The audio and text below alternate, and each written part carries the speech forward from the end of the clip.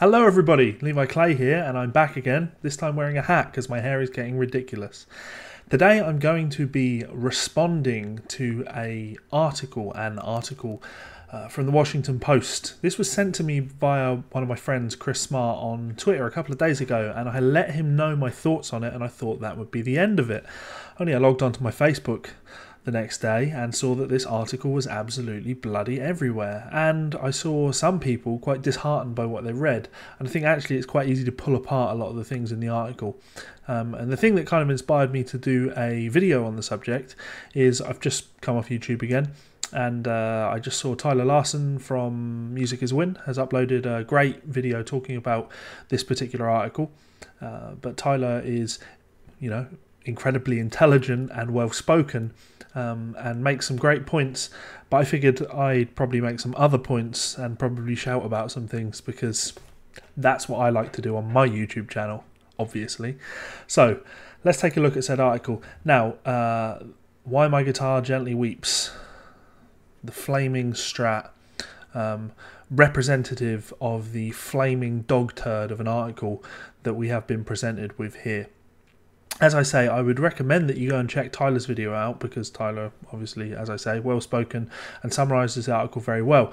Points out that this essentially, in summary, I'm going to leave a link to it below. In summary, the article is about the decline in the sales of electric guitars, or guitars in general, and that being evidence that guitar is a dying instrument. And the issue I actually take with it is not that assertion, but it's their reasoning for the decline in sales, and ultimately it comes down to the fact that there's no more guitar heroes, and because there's no guitar heroes, people don't buy guitars anymore, people don't learn to play guitar. Now, as Tyler points out in his video on the subject, the problem with this as an article is it's written, well, actually, I tell a lie, it's written by Jeff Edgars. I've not checked Jeff out, but I would make the assumption that Jeff might not be a player, and the reason I say this is because he opens it up by talking about going to NAMM, and here's a quote: "People stream in to scour rows of Fenders, Les Pauls, and the oddball custom-built creations." Fenders and Les Pauls. Come on, it's either Fenders and Gibsons, or it's Strats and Les Pauls. That's kind of an indication that this guy maybe doesn't really know what he's talking about completely, especially as he talks about Gibson later on in the article. Anyway, so apologise for the butchering of this name. George Grun, perhaps, G-R-U-H-N, Grun. The 71-year-old Nashville dealer has sold guitars to Eric Clapton, Neil Young, Paul McCartney and Taylor Swift. Walking through NAMM with Grun is like shadowing I'm going to do it again. Belichick. I appreciate this now. It's an NFL reference, and being from England, that means nothing to me because we have proper football. I don't like football, I apologise. So there's a great love for the product and great scepticism, but evidently not enough scepticism to see the flaws in some of the things that he says.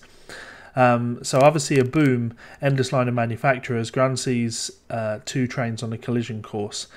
There are now more makers than ever before in the history of the instrument, but the market is not growing, Grun says in a voice that flutters between a groan and a grumble. It's not all doomsday, but this is not sustainable. Okay, so let's really dig into this. The points that are being made here are that sales are dwindling because Fender are in debt and Gibson are in debt. You cannot look at Fender being in debt, Gibson being in debt, PRS having a hard time, and completely conclude that that means, conclusively, that people aren't buying instruments. You can't do that. You've literally, in the article, you've talked about there being, and a quote, oddball custom-built creations, such as, and then going on to talk about a mermaid guitar crafted from 15 kinds of wood. The thing with Gibson and Fender is, being a guitar player, I can tell you that you're talking about 2 companies that are so unbelievably out of touch with the market, you would expect them to be in debt. You look at Gibson, a company that for the last 30 years has had quality control issues that have been so varied that you can't order a Gibson online. In fact, I'd go as far as saying you can almost justify the fakes being made in China and people buying them, because the prices that Gibson charge for their instruments, putting prices up year on year for such hit and miss products, is absolutely fucking ridiculous. When you factor in the fact that we're talking about a company that has a cheap brand of guitars, Epiphone, and they put that shitty, Weight Watchers headstock on it. I should know a thing or two about Weight Watchers, right? They put that shitty headstock on the guitar. Who does that? You don't see any other company do that. If you're selling somebody a cheaper guitar, you don't want the badge of honor of the, I know it looks like a Gibson, everybody, but just let's make sure the person playing it is fully aware that they don't have the real thing. Ridiculous. We're talking about a company that over the years has released or tried to release products with Ethernet cables that attach to the instruments. We're talking about a company that does weight relief on their guitars because they think that's what people want. Why is it that people still buy the vintage instruments? They do that because they want the original design. They don't want you to put these stupid weight relief things on the guitars.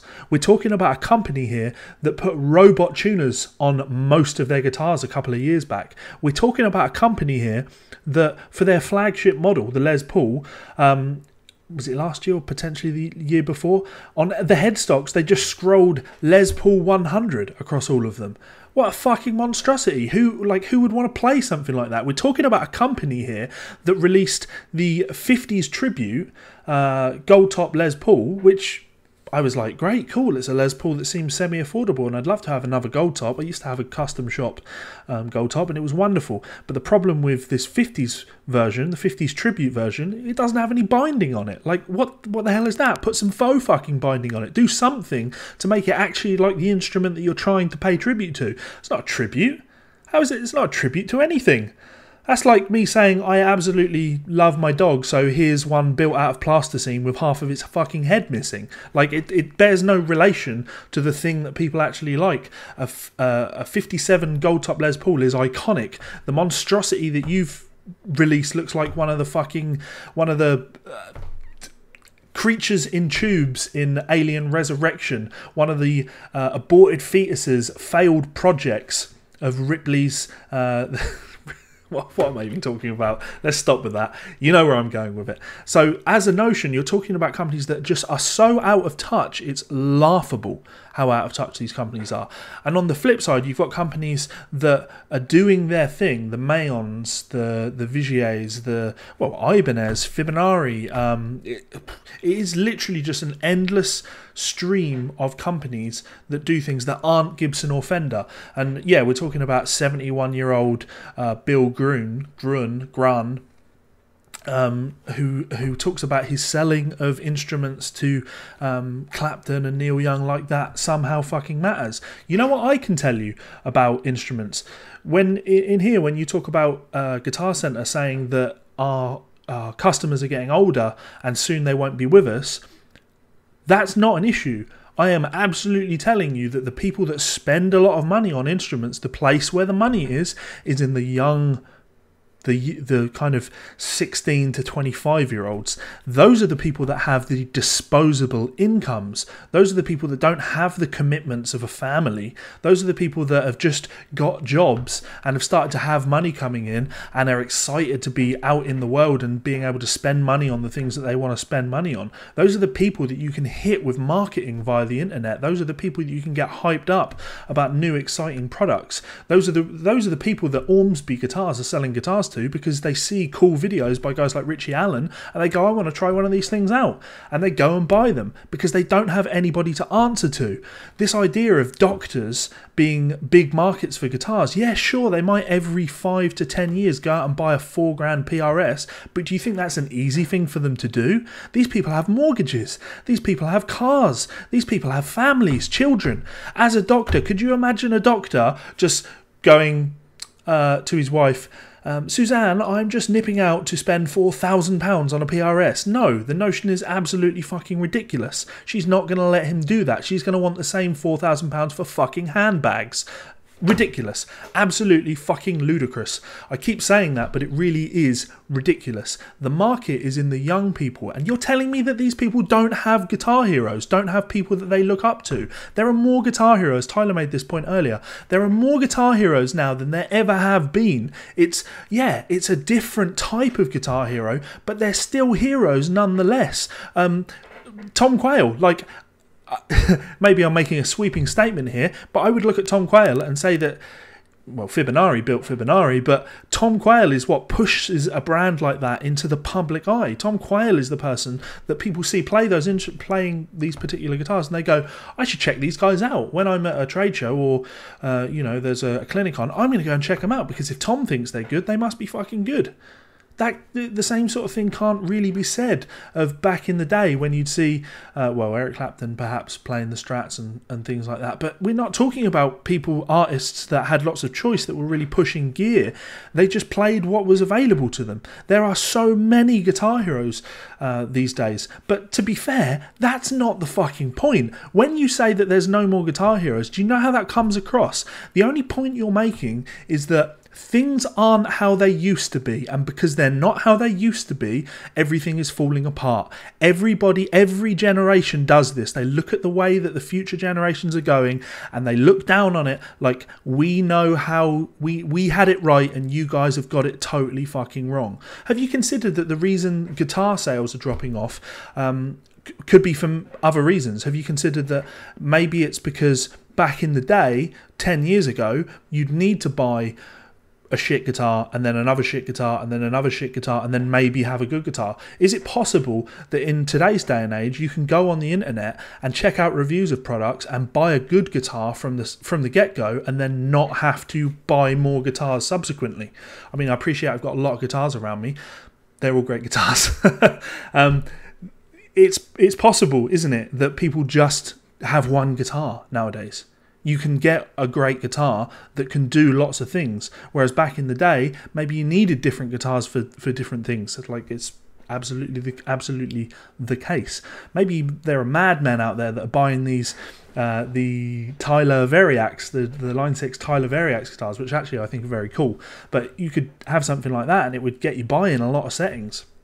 There are so many things to consider when looking at something like this, and this is such a short-sighted article with such ill-informed views, because you talk about there being no guitar heroes. Alright, so when Martin released the Ed Sheeran signature model, what happened? What happened? I remember this vividly because I had to run a press release for the magazine I was working for at the time. And we had to hold back on the press release because everybody put their press releases up, and Martin's website crashed.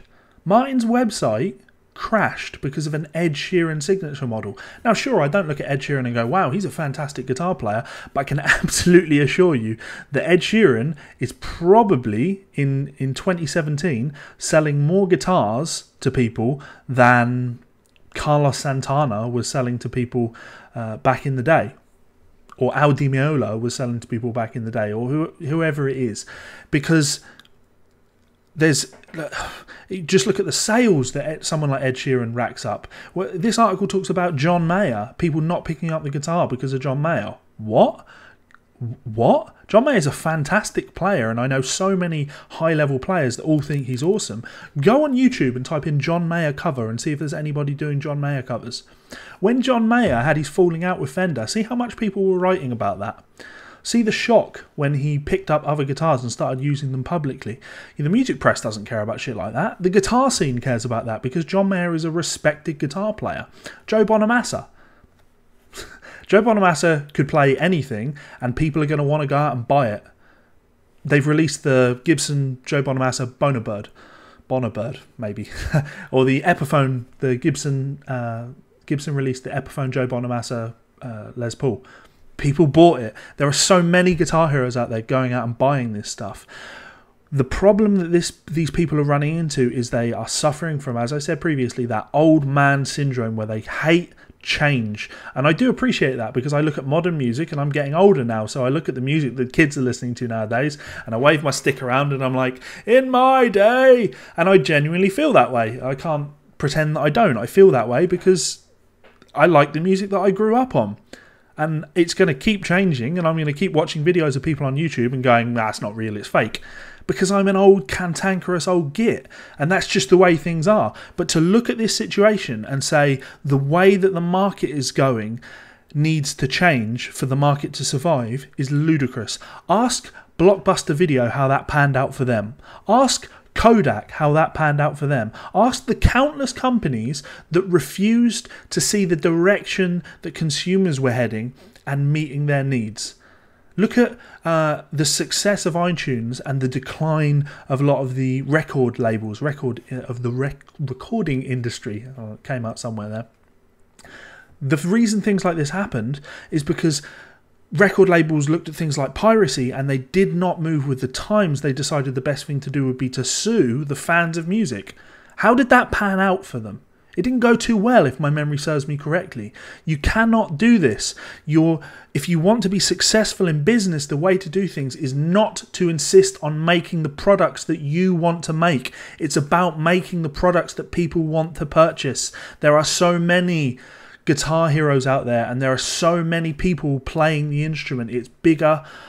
Yeah, it's bigger than it's ever been. Like I can't speak on Tyler's front, but I have 12 instructional videos out and they sell well. I have 2 books out, and I'm not an author, and I wrote books on country guitar, country music, and both of them went to #1 spots in Amazon bestseller lists. Like, there is a market for learning music, and that market is never, ever, ever going to go away. So to write a fluff piece like this, where I don't even understand what the point is. Are you trying to preach to people and encourage them to go out and buy instruments? Was this article sponsored by somebody? I can't get my head around what is going on here. But what do you guys think is the ultimate question? What on earth is going on here? Do you think that the guitar industry is in decline? Or do you think that the big companies maybe are in decline? Do you think that there's value in paying, $2,000 for a basic Gibson? When Gibson announced that they've got these new black custom models coming out, they've got a V and an SG and a Les Paul and all that. Did you think the price tag that went with them was justified by the instruments? Do you think that made sense? Do you think that Fender releasing the baritone Telecaster that could not be intonated, do you think that that's good? Do you think that makes sense? Do you think that there's a future in this? Do you think that we are the problem? Do you think that this industry is going to die? I would love to know your thoughts. Drop them in that comments box below. Whew. Lastly, speaking of business, this channel is supported by these awesome people over here that are on my Patreon page. These guys support me at a $10 tier. If you would like to join this list of awesome people, you can do so for as little as $10, or you can join up for as little as $1, and you get lots of cool stuff like access to our private patron-only Facebook group where we do lots of transcribing, talking about music and stuff like this, and kind of help shape the direction that videos are going in and making sure that content is what people want to see. So if you would like to join us on there, you can do so by clicking that button up there. You can subscribe to my channel by clicking that button down there, and you can check out 2 more of my videos by clicking those buttons there and there. Thank you so much, so much for all the support, guys. It really does mean the world. Just think a little bit harder is all I'd say. Peace out, guys. Bye.